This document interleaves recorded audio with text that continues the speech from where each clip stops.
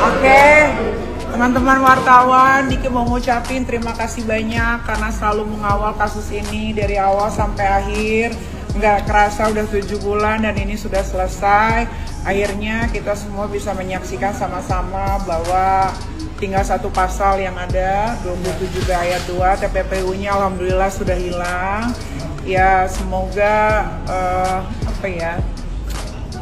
sebetulnya harusnya sih nggak segitu vonisnya ya kalau semua berjalan dengan lancar, tapi nggak apa-apa lah, itu kan haknya hakim yang mulia ya.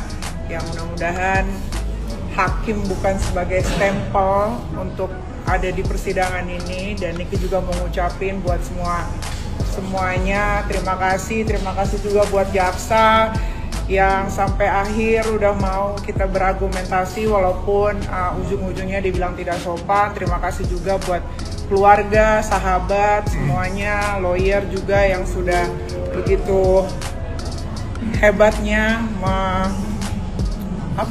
menjalankan sidang ini dengan sampai akhirnya selesai juga. Ya, pokoknya terima kasih juga buat hakim-hakim semua yang 3 tadi. Semoga selalu sehat dalam lindungan Allah Subhanahu wa Ta'ala. Tidak ada yang harus ditangisi, tidak ada harus disesali semuanya ya. Nanti kita tinggal lawyer juga punya upaya yang lain, karena dari sini masih ada banding, masih ada PK, kasasi, kita lihat aja nanti di situ. Berarti mau? Iyalah, orang nggak ada yang maksa, nggak ada yang buka rahasia apa yang dibuka? Kan memang skincare-nya berbahaya, memang skincare-nya tidak ber-BPOM, jadi rahasia siapa yang dibuka? BPOM sendiri yang udah buka kok, kalau skincare-nya Reza Gladys tidak ber-BPOM. Ya tapi kita hargai aja apapun keputusan dari hakim. Setelah ini nanti ada upaya, entahlah, terserah mau banding mau apa, aku ikut aja. Ya jadi gini, apapun itu ya, kami sebagai penasihat hukum yang menghargai apa yang sudah menjadi putusan hakim, kita hargai. Tapi dalam hal ini ya, kami selaku penasihat hukum juga diberi hak oleh undang-undang untuk mengajukan upaya hukum ya.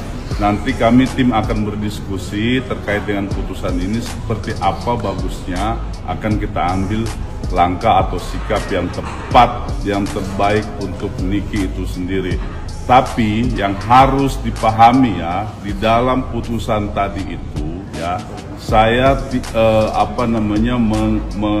menanggapi terkait dengan pertimbangan hukum bahwa dikatakan perbuatan Nikita yang mengirim gambar kepada Ismail Marzuki, lalu Ismail Marzuki mengirimkan itu kepada Reza Gladys, tidak dipertimbangkan fakta terkait dengan bahwa itu adalah bukan perintah atau suruhan dari Nikita, dan itu sudah diakui secara tegas oleh Mail.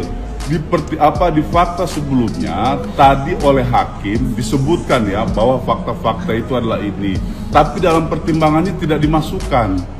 Nah, ini yang menurut kami ada kekeliruan bagi majelis hakim dalam menjatuhkan putusannya di pertimbangan hukumnya.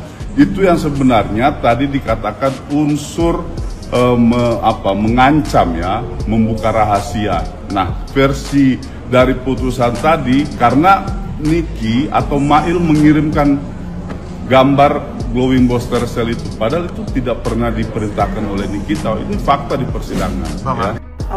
Emosi gue. Itu vonisnya Nikita Mirzani 4 tahun penjara sama denda 1 miliar ya. Kalau dia nggak bayar dendanya, tambah kurungan 3 bulan. Tai lah. Udah pada makan dan ngopi dulu guys. Vonis Nikita Mirzani 4 tahun, denda 1 miliar. Ngeri ya kalah dengan kasus yang merugikan negara, yang triliunan, bahkan yang kasus terenggiling aja cuma 1 tahun. Ini 4 tahun loh. Ya, unsur pemerasannya nggak masuk. 4 tahun, denda 1 miliar. Takut sama hukum, jujur aja. Ngeri. Iya, siram dulu itu. Latarnya disiram dulu. Pakai 1 ember setiap minggu aja nyiramnya. Iya. Sesuai prediksi kita, TPPU-nya tidak terbukti, ITE-nya yang terbukti. Tapi menurut aku vonis 4 tahun itu terlalu lebay. Harusnya 1 tahun aja untuk efek jera, biar supaya Nikita Mirzani bermawas diri, memperbaiki dirinya. Tapi 4 tahun itu lebay sih, lebay kali lebay, vonis teraneh ya. Sebenarnya dari awal TPPU-nya itu sengaja dimasukkan biar supaya si Nikmir itu bisa dipenjara guys, karena kalau nggak ada pasal TPPU kemarin, Nikmir tuh nggak wajib dipenjara sampai persidangan. Ya begitulah guys, jadi kalian harus be careful, hati-hati, jangan sampai berurusan hukum di negara kita ini. Ya pandai-pandai jaga diri, apapun itu, ya begitulah. Lucu guys putusan Pak Hakim atas tuntutan dari jaksa terhadap Nikita ya. Yang jelas kita tahu bersama di awal itu Nikita ditahan karena dugaan kasus pemerasan dan TPPU. Ternyata putusan hakim karena kasus undang-undang ITE. Ya sudahlah ya, emang sudah begitulah potret hukum di negara Republik Indonesia. Jadi di awal penggiringan opininya seolah-olah Nikita Mirzani ini seorang pemeras lah, terus TPPU lah. Ternyata putusan Pak Hakim, mohon maaf nih ya, kita sebagai netizen jadi ngakak. Soalnya mengikuti persidangan ini sudah 8 bulan dan mengikuti bagaimana awal mula seorang Nikita Mirzani ditahan oleh pihak kepolisian. Ternyata undang-undang ITE guys. 4 tahun dan denda 1 miliar itulah hasil vonis dari hakim dari hasil persidangan Nikita Mirzani hari ini. Jujur aku masih sedih dan masih nggak terima dengan hasil vonis ini, karena dari yang gue yakini dan gue amati dari permasalahan ini awalnya seperti apa, dan ya gue tetap kecewa dari hasil vonis ini. Tapi guys, it is what it is. Yang gue lihat juga Nikita Mirzani sangat lapang dada, sangat menerima hasil vonisnya. Dan sebenarnya gue juga berharap ada banding dari lawyer Nikita Mirzani untuk masalah kasus ini. Dan yang jelas adalah TPPU tidak terbukti. Sebagaimana hakim yang sudah menjelaskan TPPU tidak terbukti di masalah ini. Jadi kalau ada yang masih bilang pemeras lemot, nggak terbukti. Jadi kalau nggak salah hakimnya bilang itu dikurangi yang masa tahanannya sudah dijalani Nikita Mirzani. Gue juga memohon keadilan di Indonesia harus seadil-adilnya, yang dimana di sana memang terbukti ada produk yang salah, yang produk yang harus dipertanggungjawabkan. Dan gue juga sekalian guys untuk undur diri, tidak mau membicarakan masalah ini karena masalah ini sudah selesai. Tapi kalau si miring masih berkeluar, aku masih ada di sini. Akhirnya kita tahu keputusan hakim yang menjatuhkan 4 tahun penjara kepada Nikita Mirzani. Itu mah sudah nggak heran guys, itu mah sudah nggak heran karena hakim dan JPU-nya ya kubu itu.